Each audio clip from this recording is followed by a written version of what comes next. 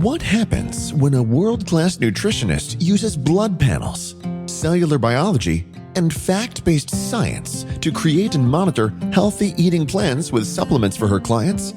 Everyone wins. Welcome to Power on Your Plate with Haylie Pomroy, an educational experience that gives you both the actionable and practical tools you can use every day to get your health, weight, and life back on track.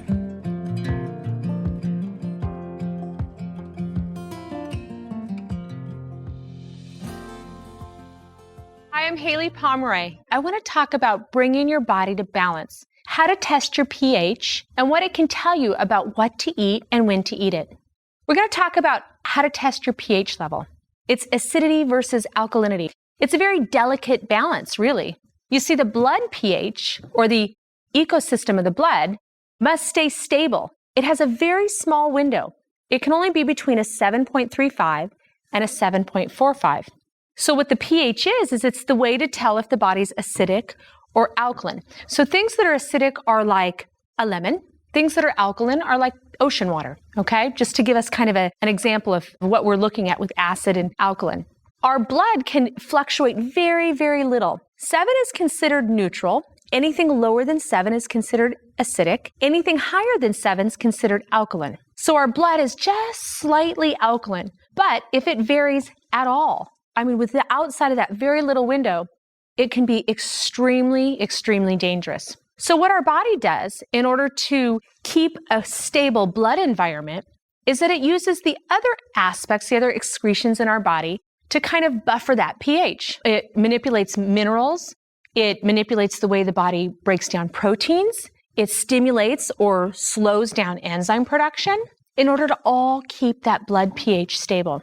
So we look at different areas of the body that indicate to us how the body's keeping that equilibrium or that ecosystem stable. Now, a stable pH in the body, again, the blood's going to always stay stable or we have major, major health issues. So when we talk about pH here, we're talking about the urine and the saliva specifically for testing purposes. But the body also uses things like the tears and the sweat, and actually our breath helps stabilize the pH of the blood. All those other things are variables that can be adapted and changed in order to keep that precious level in the blood stable. So when we talk about testing the pH, for our purposes, we're going to test the saliva pH and we're going to test the urine pH. So we test this so that we know how the body's adapting. What enzymes is the body using or not using? Is the body inflamed? Is the body, like with acidity, we get a lot of inflammation in the body. Is the body using certain organ systems and functions to buffer efficiently or not? And so we look at this and it can really help us know if we're getting the right nutrients to stabilize or keep that equilibrium stable, or is our body having to move things way out of balance in order to protect the blood. So again, we're going to test the saliva and we're going to test the urine. I want to go over exactly how to test this, and then I want to go, what does it mean to you in adjusting your food, and what does it mean that your body's trying to tell you or tell us? And so the first thing we're going to do is let's talk for a second about saliva pH. So a lot of times I have my clients test the saliva pH right when they get up in the morning. You want to make sure that you do this before you eat anything or before you brush your teeth. So if you're on the fast metabolism diet, that's going to happen before your first meal, which is within that 30 minutes of waking. I don't want you to put these strips in your mouth. You actually spit on the strips, or you can spit in a cup and put the strip in it. It's a nitrazine strip, so you don't want to put it directly in your mouth. Okay, want to make sure we all got that. And what you want to do is you want to make sure that you test that again before you eat. You want to test that before you drink anything, even water. And what we're looking for this is just slightly acidic, so about a 6.8. A lot of times once we eat or we brush our teeth, depending on what we're brushing our teeth with, can change the pH. But also once we eat, we start to produce a lot of enzymes, salivary enzymes. The parotid gland starts to produce enzymes, so that also can alter the pH. So we want to find out what the pH is of the saliva first thing in the morning. The urine pH testing is a little bit different. And what I like to tell my clients to do is just kind of in the beginning, chart this. If you're creating your 7-day meal map, just in the notes side, just mark, what my first morning saliva pH is. And then with urine pH, we actually test it after the first morning void. So if you want to test your first morning void or the first time you go to the bathroom when you wake up in the morning, you're going to test it and it might be pretty acidic. That's not abnormal, and we'll kind of talk about why. But usually your second morning void, once you've gotten up and you've moved around a little bit, the body should stabilize, and we want that to be about a 6.8. Again, slightly acidic, but not real low, like a 5.5 or a 6.0. And the pH kit that we gave you guys, you'll see in there, you'll either spit on it or urinate on it, and you'll see you'll be able to match it with the color, and it'll tell you exactly what the number is. So again, first morning void, you kind of haven't gotten up and moved around, your body hasn't become active. I usually like to have people, because we'll talk about why it's usually a little more on the acidic side then, but I want you to do your second morning void, and what we're shooting for, our goal is for it to be about a 6.8. So if you kind of think about the fact that the blood has to stay just slightly alkaline to promote health, and we think about this as a balance, it's kind of natural to think that the saliva and urine will be just slightly acidic. So a lot of times I tell my clients, don't sweat, don't worry about it, don't sweat it, don't worry about it, don't stress about it. For the first week, let's just chart that. Let's find out what that first morning saliva is. Let's find out what that second void of urine pH is, and then let's see what it's telling us about our body. So let's say, for example, you do your urine and your saliva pH, and both of those are very acidic. They're both under a 6.5. I've seen urine pHs that are as low as a 4, saliva pHs that are low as a 5.5 or a 5. So what does that mean? What is it telling us in our body? Why is our body creating such an imbalance in the ecosystem just to keep that blood stable? So we're looking for 3 patterns, really. We're either going to get perfect, which is a 6.8, 6.8, 6.8 saliva, 6.8 urine, or we're going to get 3 variations of being out of balance. Either the saliva and the urine are both acidic, the saliva is acidic and the urine's alkaline, or both the saliva and the urine are alkaline. And so what do those things mean, and how do we use food to address those? So let's talk about the first one. Let's say that the saliva is acidic and the urine's acidic. And what does that tell us as a whole in the body? And what does it mean that we need to do? So you're going to read a lot online. You're going to walk into the health food store and they're going to say, buffered pH and to help with alkalinity. Again, our blood doesn't vary. So really we're working to try and support all of the other fluids in our body in order to create an ecosystem that doesn't have to go out of balance just to protect that blood. So if we look at acidic and acidic, it tells us that we're not getting enough alkaline vegetables. So you really need to make sure that you add more vegetables to your diet. The other thing that I have a lot of my clients do when we have acidic is that I have my clients add lemon to their water. And I know a lot of you might be going, wait a minute, lemons are very acidic by nature. But what happens when you ingest lemons, and making sure that you don't have any upper GI, stress that your body would be irritated by it, always listen to your body, it always knows best. But when you ingest lemons specifically, they have a tendency to stimulate an alkaline ash by the pancreas. And that actually helps your body buffer your pH more efficiently. So we're going to add lots and lots of vegetables. We're going to add lemon to our water, make a lemon sorbet. The other thing I want you to think about is, what exercises are you doing? When we have acidic, we really want to look at deep breathing exercises. When the body's very acidic, it's not receiving enough oxygen. Deep breathing, yoga, stretching, those are all imperative when your body's in an acidic state, when your tissues are in an acidic state, when your excretions are in an acidic state. So by delivering more oxygen, it helps or allows the body to kind of stabilize the pH. Parsley is also very, very alkalinizing. Contains a ton of potassium. Cucumbers are very alkalinizing. They have a lot of potassium naturally in them. So you want to make sure that you're, chopping cucumbers, you're adding a lot of parsley into your diet. Those are things that you would want to do to support that. Parsley is also a very good digestive aid. And so it helps stimulate the parotid glands to produce more alkaline enzymes, which is going to help elevate that pH of your saliva.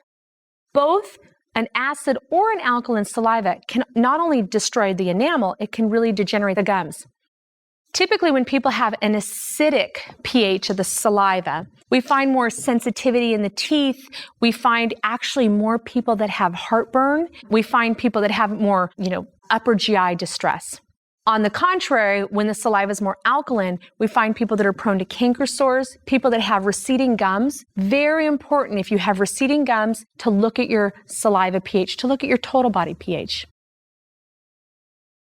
So again, back to those that test on those days that you test acidic. Things that I want you to think about those days is, okay, I'm acidic. I need to get a lot more veggies in. I need to do a lot of cucumbers today. I need to do a lot of parsley today. I need to make sure I get my deep breathing exercises in. my stretching. Even if you're on phase 2, when you're doing weight-bearing exercise, stop afterwards and do, 15 to 20 deep breaths. Add lemon in your water and know that you need to make sure that you're intentionally doing things that are going to stimulate oxygen or oxygenation. So it's a little different when we're acidic, yet the urine's alkaline. A lot of times when the urine's alkaline, we talk a lot about the body being in a state of demineralizing, where you're actually releasing minerals through the urine too aggressively. And so that's the time when you really want to focus on weight-bearing exercises. Push it a little bit heavier at the gym if you can, and see if you can't create that micro-sculpting, because when you do that, your body's going to be needing those micronutrients, those minerals, and it's going to use those for repair. The other thing that I find a lot of times, if people have acidic pH in the saliva and alkaline pH in the urine, is that they're not getting enough hours of sleep. I always say to repair the metabolism, we really need at least 8 hours of deep sleep. If you're getting less and your pH is telling you that it's struggling because of it, I really want you to pay attention to this. So if we think about it, when we sleep, we have sympathetic tones in our nervous system, and the parasympathetic nervous system helps to do all of that rebuilding, the bone density, the laying down of tissue. There's a lot more of activity of that when you're in deep sleep. So again, it kind of holds on to those minerals. So if you're voiding minerals after you've gotten up and you're moving and you need them, to move around, and you're still voiding a lot of that in the urine pH, it's an indication that you're not getting the repair and the rebuilding that you need. So something that's kind of fun again is maybe do a little bit less reps and a little bit heavier weights with each repetition. So if you're working out and you can still say Haylie Pomroy, and you're doing 14, 15, 16, the weights aren't heavy enough. You should be cursing Haylie Pomroy by about 4 to 8 reps if the weights are heavy enough. I hope that gives you a great visual when you're working out. So again, we have a little bit of discrepancy here though, because we've got acidity here, so which means the upper part of the GI tract, things aren't digesting well enough. And we've got alkalinity here, which means we're not building and restoring enough. So we need better sleep. We need to do a little bit more weight-bearing exercise. The other piece that's kind of important when you have this split here is we need to think about digestive aids. So you want to think about things, again, parsley, but cilantro and onions are so important when we've got this divide here to help your body digest things more efficiently. Mushrooms are another good one. So look for places to throw those into every meal. Remember when we've talked in other DVDs about what is the regulator in your body? It's those adrenals. And when your body's really having a hard time regulating your pH, we want to really make sure that we nurture those adrenals. So doing stress reduction techniques, we have so many of those on our website, everything from alternative nostril breathing to meditation to, essential oils like lavender, all different kinds of way. Journaling, some people find it a significant amount of stress relief. But when your pH is split, we really want to look at the fact that your body's under stress. It's not taking the opportunity to kind of rebuild and store, and that those adrenals need extra nurturing. Beans are really good for this too. Again, they have a ton of fiber. They've got a lot of micronutrients that help with bone and bone density.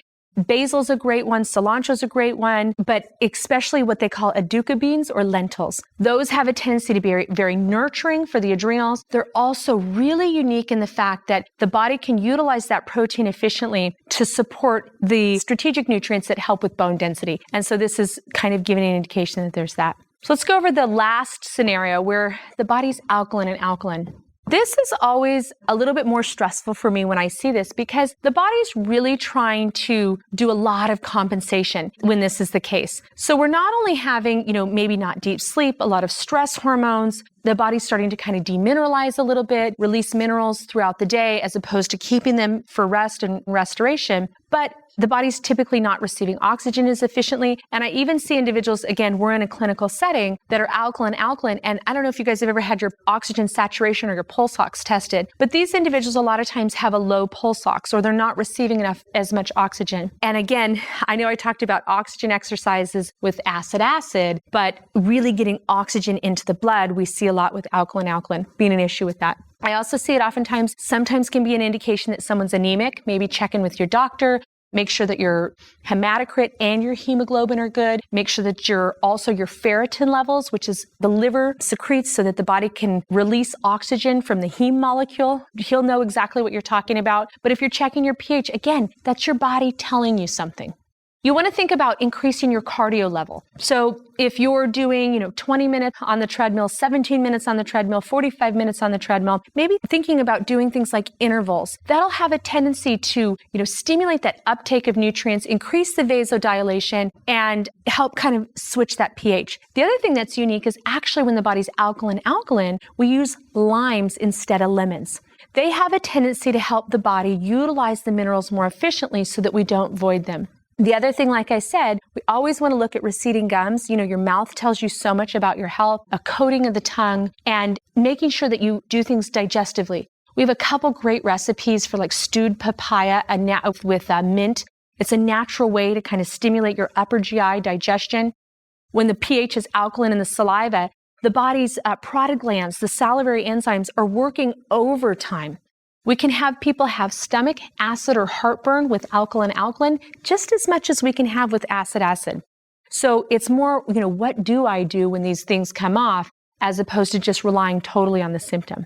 So the pH testing is a way for you to communicate with your body, for you to say, okay, wait a minute. Do I need to add an extra day of cardio or get cardio in at all?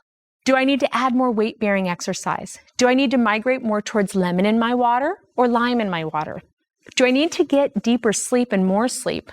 A lot of times people forget what an important role that plays in a healthy body in healing the metabolism. You have to have time for your body to actually restore and rebuild and regenerate. The other thing that it can tell you a lot is about your digestive health. Sometimes your upper GI has symptoms like heartburn, acid reflux, but really your body's in need of more probiotics. We talk a lot about, options, people that like to do cultured vegetables, and we have all those kinds of recipes on our website. But those are the prebiotics and the probiotics that help your body break down nutrients in the lower part of the GI tract, which then can help support or take the stress off of the upper part of the GI tract. So if you're taking your pH and your body, again, if it's split, we want to think a lot about stress, sleep, and making sure, your body's telling you, hey, your efforts are helping, but I could use a little more TLC. And so when you test your pH, these are just different ways to look at it. So if you're acidic, I really want to make sure that you're doing a lot of deep breathing, really getting oxygen into the lungs. The lungs really play an important part of maintaining the pH. If you're alkaline, I want to make sure that you're doing more of the weight-bearing exercise so that the body has to suck up those micronutrients and use them for true repair. So this is just another way to kind of listen to your body. Are you getting enough protein? And again, if this is another piece, if you're working out really hard, if you're an athlete and you're doing 2 cardios and 2 weight bearing and you're working out on phase 3 and you're not getting enough protein, a lot of times that can make your pH go off too. So especially if you're alkaline, that's an indication that you're not getting enough protein. And if you're acidic, it's an indication that you're not getting enough of the vegetables. So I hope this helps, and this is yet another way for you to communicate with your body and for your body to tell you how to help heal the metabolism once and for all.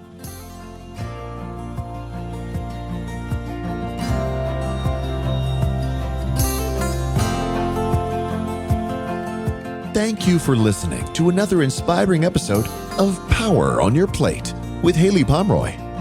Please remember to share the amazing science and tools with someone you love. The more we know, the more we all lift our global health together. Visit www.hayliepomroy.com to get notes from today's show and to take your education and health to a new level of success and happiness. Information on this podcast is provided for informational purposes only and is not intended as a substitute for the advice provided by your physician or other healthcare professional or any information contained on or in any product label or packaging. You should not use the information on this podcast for diagnosing or treating a health problem or disease or prescribing any medication or other treatment. You should always speak with your physician or other healthcare professional before taking any medication or nutritional, herbal, or homeopathic supplement or adopting any treatment for a health problem. If you have or suspect that you have a medical problem, promptly contact your healthcare provider. Never disregard professional medical advice or delay in seeking professional advice because of something you've heard on this podcast.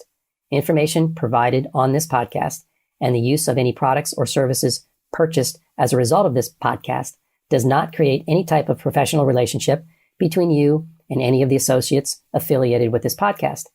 Information and statement regarding dietary supplements have not been evaluated by the Food and Drug Administration and are not intended to diagnose, treat, cure, or prevent any disease.